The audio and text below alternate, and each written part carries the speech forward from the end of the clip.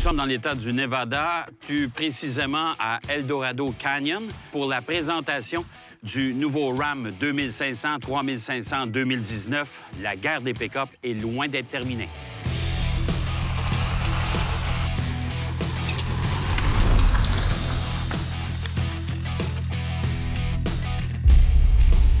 La particularité 2500, 3500, bien, le camion est beaucoup plus robuste. Il est fait pour travailler, évidemment. Il est fait pour remorquer de lourdes charges. Mais pour le reste, on a conservé quand même le même esprit, tant sur le plan design que sur l'aménagement intérieur.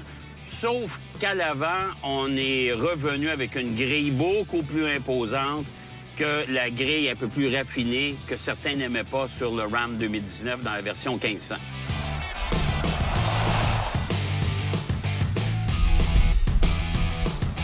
Dans le cas du véhicule qui nous occupe, on a le choix de 3 moteurs. Un V8, 6,4 litres, de 410 chevaux, 492 livres-pieds de couple. C'est quand même pas mal. Dans le cas qui nous occupe, j'opterais pour le moteur diesel, un 6,7 litres Cummins. Pas besoin de vous parler de la réputation enviable de ce moteur-là, mais sous 2 configurations différentes. Et ça, c'est assez particulier. Alors, la première configuration, 370 chevaux, 850 livres-pieds de couple, c'est quand même pas mal. On est capable de remorquer des charges quand même passablement lourdes. Mais celui qui nous intéresse, c'est celui qui propose 400 chevaux avec 1000 livres-pieds de couple. Ce qui nous permet de remorquer des charges de 35 000 livres. C'est énorme. C'est vraiment un camion hyper robuste. Et on parle d'aux alentours de 7500 livres de capacité de charge. D'ailleurs, on a fait faire des exercices aujourd'hui avec des remorques relativement imposantes, avec un tracteur dessus, avec des charges de ciment. Le camion n'avait aucun problème à remorquer tout ça.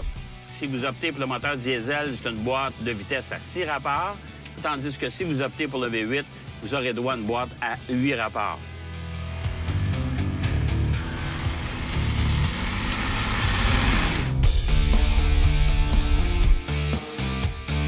L'habitacle du Ram, ça demeure encore une fois l'un des plus beaux intérieurs parmi les 3 grands constructeurs de camionnettes pleine grandeur en Amérique du Nord. Beaucoup de matériaux nobles, des cuirs qui sont de bonne qualité au toucher. Dans le cas du Longhorn, bien, on a des boiseries, évidemment. Les sièges sont hyper confortables. Il y a beaucoup de dégagement. Donc, la cabine est vraiment spacieuse. Il y a beaucoup d'espace. L'écran qui est immense, qui peut se séparer en 2, soit dit en passant, mais c'est un écran tactile. Ce qui est assez amusant, c'est que la console centrale, ici, dans le milieu, peut contenir 250 litres. C'est supérieur au coffre, si je ne m'abuse, d'une Lamborghini. Pas des blagues. La nouvelle configuration du panneau arrière, qui est un peu révolutionnaire, qui peut s'abaisser ou s'ouvrir dans 2 sens.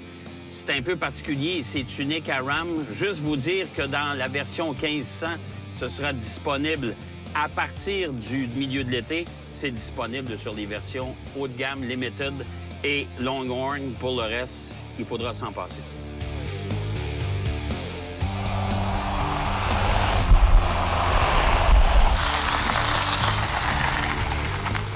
Bon, particularité 2500, 3500, la facture grimpe allègrement. Pour vous donner un exemple, si vous optez pour un Ram 3500 Limited, la version la plus luxueuse, que vous prenez tout ce qui existe en frais d'option, avec le moteur avec 1000 livres-pieds de couple, vous aurez droit à une petite facture d'aux alentours de 110 000 $.